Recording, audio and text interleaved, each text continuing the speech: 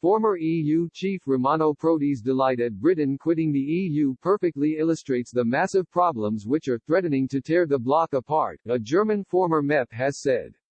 Hans-Olaf Henkel said Mr. Prodi was entirely correct in his assertion that Britain would have blocked the EU's £677 billion coronavirus recovery plan, but unlike the former European Commission president, Mr. Henkel believes that would have been a good thing for Europe. Speaking earlier this week, Mr. Prodi said, if Great Britain was part of the EU now, these measures wouldn't have taken place because they always opposed every push to further solidarity.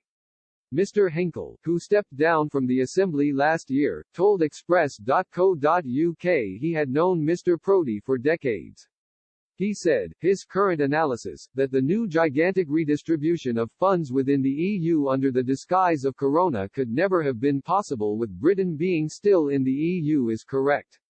In fact, it shows why, under the leadership of France, many southern countries were happy to see Britain leave the EU.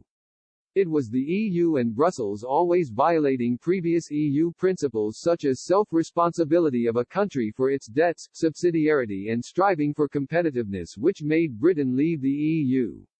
In reality, it was the EU which left Britain, not Britain leaving the EU. Speaking about Mr. Prodi specifically, Mr. Henkel said, before he became Prime Minister of Italy, he was member of my International Advisory Council when I was chairman of IBM Europe, Middle East and Africa. Once Mr. Prodi became Italy's leader, Mr. Henkel had visited him in Rome in his capacity as president of the Federation of German Industries to determine whether Italy was ready for the euro. He explained, during that time he effectively managed Italy's entry into the euro. During his term, Italy made significant progress by reducing new debts and keeping Italy's state debts under control.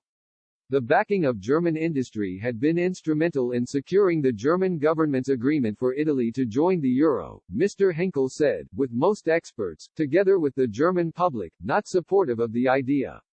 He added, unfortunately, all of his successors forgot about the promises he made in order to get Italy into the euro and laid the foundation of the mess of Italy's finances of today. Today, I regard our position regarding Italy and Greece to join the euro as a big mistake.